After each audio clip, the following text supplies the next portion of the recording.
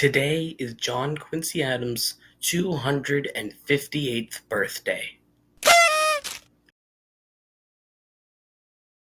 There have been quite a few multilingual United States presidents, and I think it's kind of cool that an American can speak multiple languages, because nowadays, they're just all speaking English. But John Quincy Adams was the most bilingual United States president, as he could speak 9 languages to either a fluent or proficient level. And I had to write them all down because there was no way that I was going to remember them all. So he could speak English, of course. He could also speak Spanish, French, German, Dutch, classical Latin, Italian, Russian, and ancient Greek. That's pretty cool. John Quincy Adams is also legitimately his full name. His full legal birth name, John Quincy Adams. And that's pretty interesting, because if you look at the first 5 presidents, none of them have middle names. John Quincy Adams is the first United States president to have a middle name. And even still, he's in the minority, because not a lot of people back then even had middle names.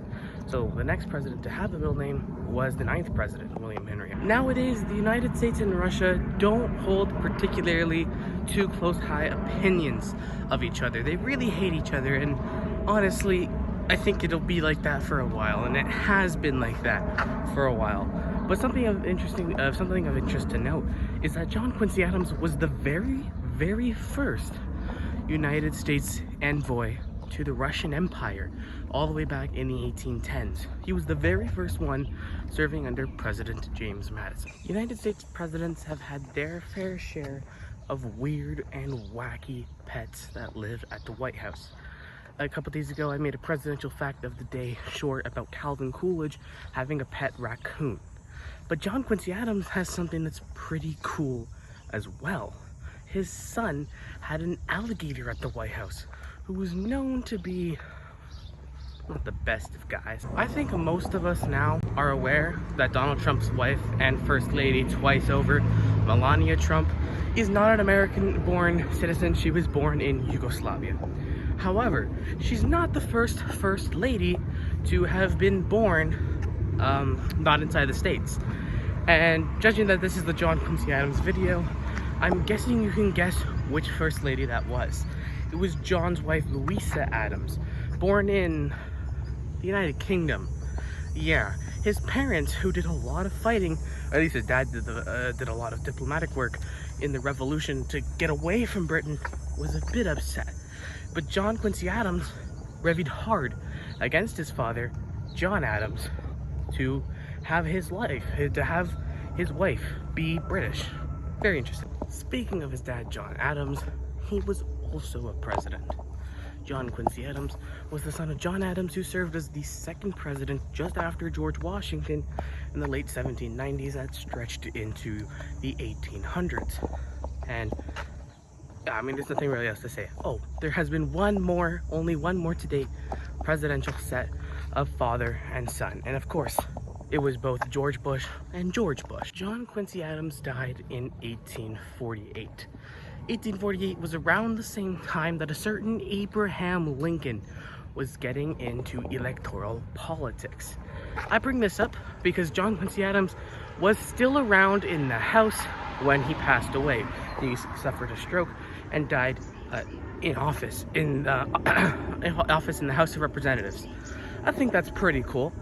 And Lincoln was literally there at his deathbed when John Quincy Adams died. When you remember John Quincy Adams today, you likely remember him as just not a weak president, not a great president. However, when he was not president, he was probably one of the greatest Americans alive at his time. He purchased Florida in the Adams-Onis Treaty. Who do you think the Adams is? That's John Quincy Adams. Perhaps one of the greatest foreign policy accomplishments in American history, not even the history of the 1800s, but American history, is the Monroe Doctrine, which was technically, legally administered by the 5th president, James Monroe.